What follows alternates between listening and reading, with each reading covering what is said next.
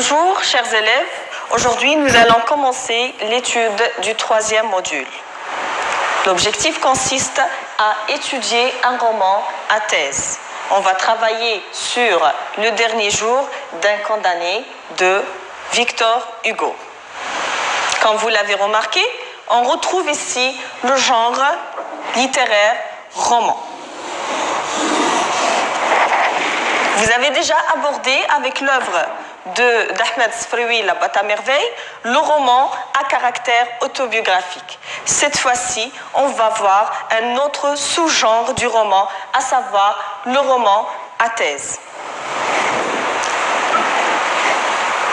Nous allons commencer par une entrée dans l'œuvre qui consiste à présenter cette œuvre.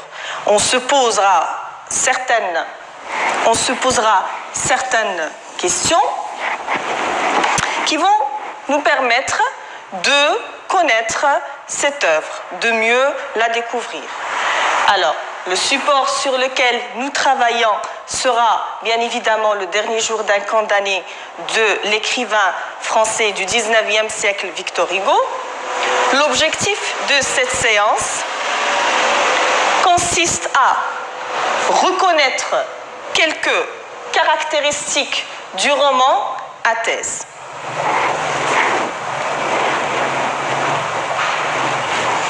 Alors, la présentation de l'œuvre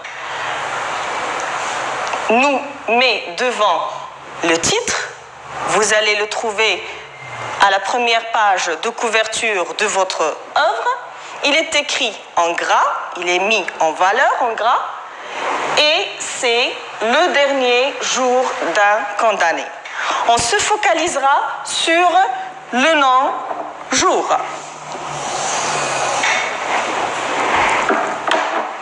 qui indique le temps. Ce nom est caractérisé par l'adjectif antéposé, le dernier. Donc, on est à la fin de la vie, c'est le dernier jour. Alors, de qui? D'un condamné. Et alors là, le dernier jour qui est défini, le temps, il est défini, mais le condamné, le personnage, il est indéfini. On se posera la question, pourquoi justement Victor Hugo n'a pas défini son personnage dans son titre?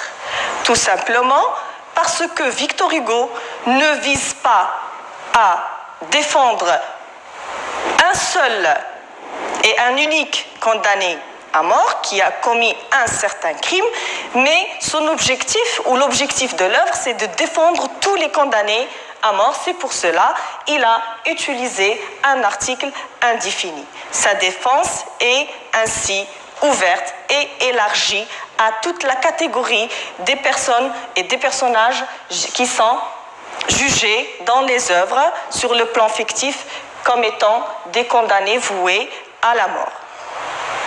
Le dernier jour d'un condamné est un roman à thèse. Alors, je souligne, toujours on est dans le genre littéraire du roman à thèse. Il est écrit par Victor Hugo et retenez la date de la publication, c'est 1829.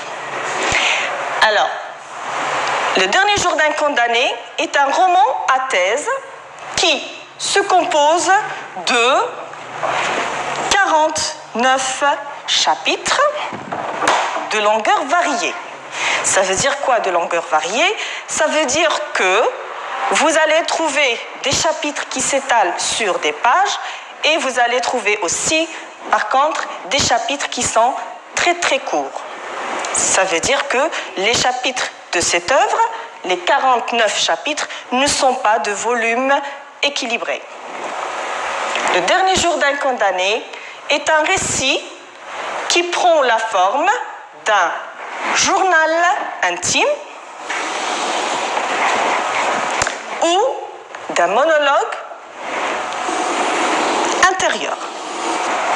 Alors, pour le journal intime, qui dit journal intime, dit un récit qui est écrit au jour le jour.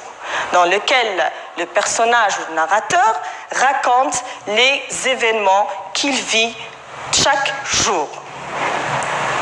Le monologue intérieur, c'est un discours que le personnage narrateur adresse à lui-même. Mono, c'est moi-même.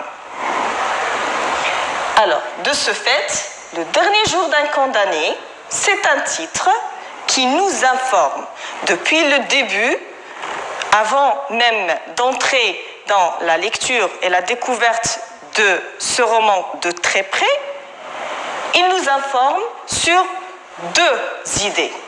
La première, c'est le thème de l'histoire. Donc on a le thème, c'est la peine de mort. Et il met l'accent sur le personnage principal qui est le condamné. Donc le titre, il anticipe, il nous informe sur le thème de l'œuvre, sur le personnage, mais en même temps, il anticipe en quelque sorte sur la fin de cette œuvre, puisqu'on est dans le dernier jour d'un condamné.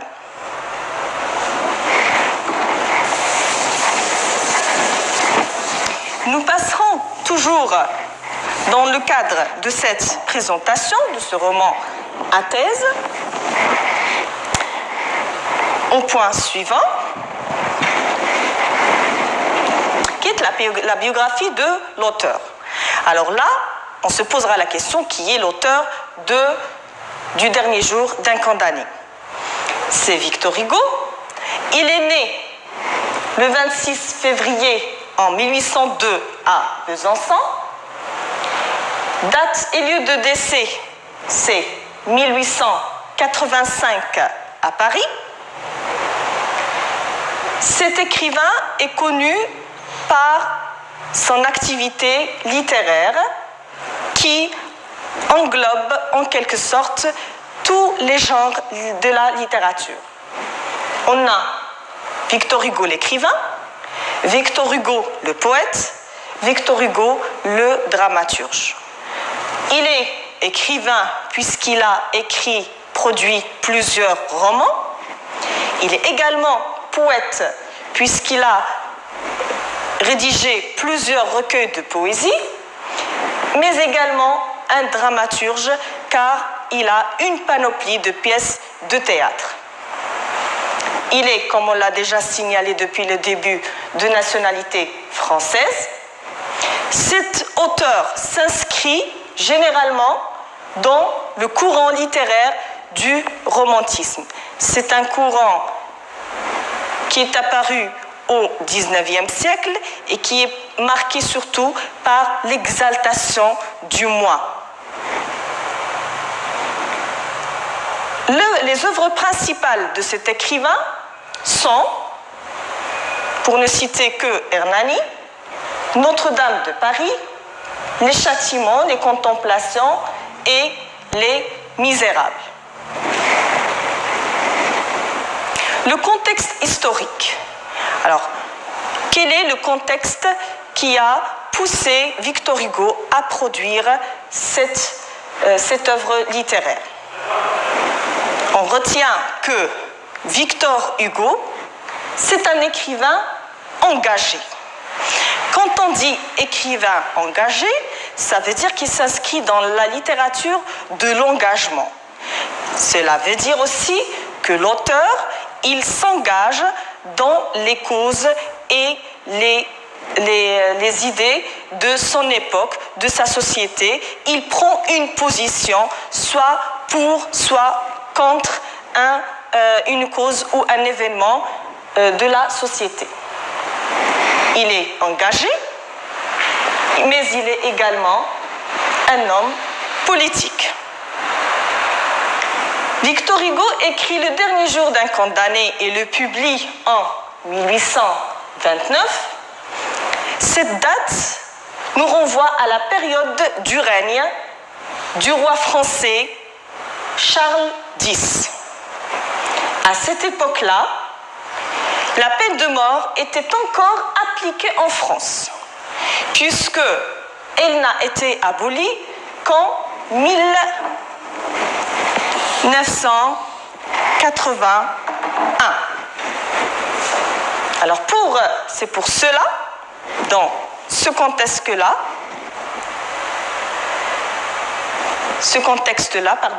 c'est pour cela que cet écrivain se révolte contre la peine capitale, la peine de mort. Comment, justement, c'est par le biais de ce roman à thèse. Après avoir, bien sûr, assisté à plusieurs exécutions, plusieurs mises à mort au nom de la justice devant l'hôtel de ville. L'hôtel de ville, on retient ce nom-là parce que c'est là où le condamné, le héros de notre œuvre, va être exécuté.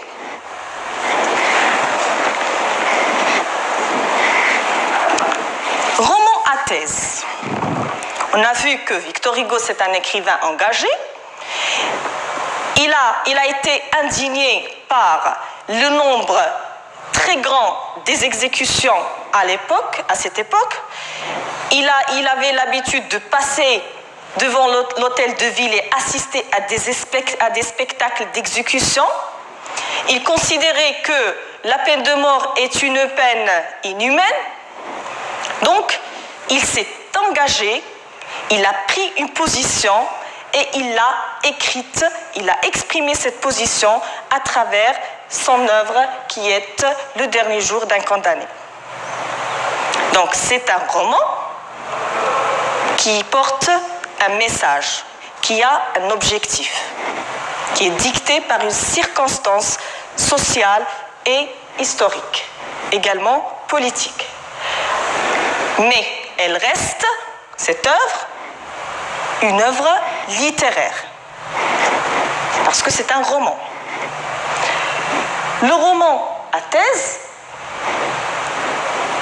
l'auteur, dans ce roman à thèse, il défend, je vais souligner le verbe défendre, il défend une thèse. Il défend une thèse qui a une portée universelle. C'est une conviction, c'est une valeur que l'auteur cherche à défendre. Comment il le fait? Il illustre une théorie, il illustre des idées et soutient une cause précise.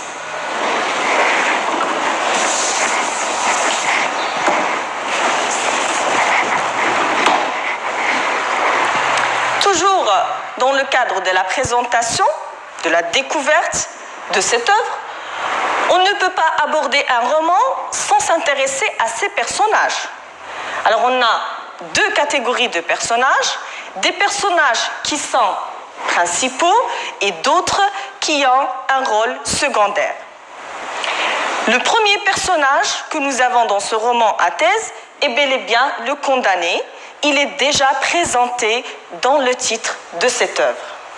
C'est le personnage principal, il est anonyme. Anonyme, ça rejoint l'explication que nous avions déjà donnée avec l'emploi de l'article indéfini dans le titre un condamné. Donc il est anonyme, il n'a pas de nom, on n'a pas ni cité ni le nom, ni le crime qu'il a commis, on ne sait pas qu'est-ce qu'il a fait pour mériter ce jugement, ni son histoire ne sont signalés dans cette œuvre. Par contre, ce qu'on sait, c'est que ce personnage, il a une bonne éducation. On va le voir à travers l'étude des textes que ce personnage, il maîtrise très bien le latin, chose qui n'est pas donnée au peuple, parce que ce personnage, effectivement, il est issu d'une famille noble et riche. Le condamné est un père de famille. Pourquoi? Parce qu'on a, comme vous le voyez, le reste des personnages principaux, on a la fille du condamné, on a sa mère et sa femme. Donc c'est un personnage qui est engagé sur le plan sociale et familiale. La fille du condamné, elle se nomme Marie. Elle est âgée de 3 ans. Ce qui est intriguant avec ce personnage féminin, ce petit personnage, c'est une petite fillette, c'est que cette fille qui a été privée de son père à un âge très précoce, lors de sa visite à son père dans sa cellule avant son exécution, elle ne va pas malheureusement reconnaître son père et elle va l'appeler monsieur. Et elle va lui dire que son père est déjà mort, il est au ciel. Et donc, dans ce chapitre, vous allez le voir, que le condamné va assister à une deuxième condamnation à mort sur un plan symbolique cette fois-ci. Sa femme et sa mère, ce sont deux personnages qui permettent de mettre l'accent sur les souffrances de la famille du condamné. Alors, quand on parlera de ces deux femmes, on va les présenter comme des femmes faibles qui souffrent de problèmes de santé, qui sont très tristes, accablées par le jugement du condamné. Et donc là, j'insiste sur leur souffrance. Pourquoi justement? Pour dire que non seulement le condamné souffre, non seulement le condamné va perdre sa vie, mais également toute sa famille souffre de ce verdict. Toute la famille, en quelque sorte, est victime de ce jugement. L'avocat, comme personnage principal, semble être insouciant. Il fait son travail sans trop de conviction. Les geôliers, ce sont les gardiens de la prison. Le prêtre, il est un homme de religion, mais il est perçu par le condamné comme une machine, c'est-à-dire ce qu'il fait, c'est juste un automatisme qui se répète, et il est insensible carrément. Il rejoint presque la même posture de l'avocat. Il est insensible à quoi? À la souffrance du condamné. La foule, comme personnage principal, elle est nombreuse. Elle renvoie au peuple de Paris. Cette foule est assoiffée de sang. Elle considère l'exécution comme un spectacle, comme une fête, comme une célébration, et non pas comme une mise à mort d'un être humain. Du coup, cette foule, elle n'éprouve aucune pitié envers le condamné. Comme vous l'avez remarqué, j'ai souligné la souffrance de la famille, la souffrance du condamné. Dans cette œuvre, nous sommes devant l'expression des souffrances, des malaises, des peurs, des terreurs, des angoisses de ce personnage principal. Les personnages secondaires sont nombreux, à commencer par les juges qui vont juger, qui vont prononcer le verdict, les magistrats, le directeur de la prison, l'huissier, le bourreau, les forçats et le frioche. Pour vous expliquer, le frioche, qui fait partie de l'argot de l'univers des prisonniers, une langue familière restreinte et réduite à un groupe restreint, spécifique. Le frioche, ça veut dire un condamné à mort. Alors, ce frioche, c'est un condamné à mort qui va remplacer le premier condamné à mort, personnage principal. Il va le remplacer le jour de son exécution, puisque notre héros va être transporté vers la place de grève, à la conciergerie de la conciergerie vers l'hôtel de ville pour être exécuté sur la place de grève. Et le deuxième condamné à mort, le frioche, qui va le remplacer à Bicêtre dans sa cellule et qui va attendre encore quelques semaines pour être exécuté, pour refaire le même trajet que notre personnage principal. Les thèmes de l'œuvre. Les thèmes abordés dans l'œuvre sont multiples. Nous soulignons la peine de mort, puisqu'elle est présente depuis le début jusqu'à la fin, puisque c'est le thème principal, c'est la prise de position même de l'écrivain. Il dénonce cette peine de mort et il cherche à l'abolir. Comment? En exprimant justement la souffrance et l'attitude physique autant que morale de ce personnage. On a la peur de la mort pour approcher et attirer les sensibilités des lecteurs et faire réfléchir en quelque sorte toute la société sur cette peine capitale. La violence, l'injustice, l'amour familial et bien évidemment les droits de l'homme, notamment le droit à la vie. Les lieux évoqués dans l'œuvre sont plusieurs. Généralement, ce sont des prisons, à commencer par la prison de Bicêtre. Par la suite, le personnage principal va séjourner à la conciergerie pour arriver vers la fin à l'hôtel de ville.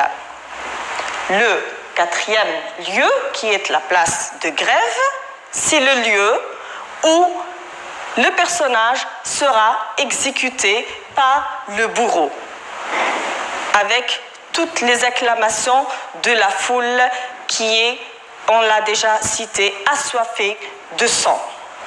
Vous l'avez remarqué, il n'y a pas de retour, il y a une rupture, un arrêt du trajet du personnage, et donc là, c'est la fin de la vie de ce personnage, et donc la fin aussi de l'écriture de ce roman à thèse, puisque tous les chapitres sont un monologue, sont un journal intime écrit par le condamné pour partager avec le lecteur toutes les souffrances qu'il a endurées depuis que le jugement de condamnation à la mort a été prononcé. Alors, on arrive là à la fin de notre séance, mais je vous invite à lire le premier chapitre du Dernier jour d'un condamné qui fera l'objet de l'étude de la prochaine séance. Donc, à vos œuvres, lisez le premier chapitre, essayez de découvrir cette œuvre qui parle de la peine de mort, et merci.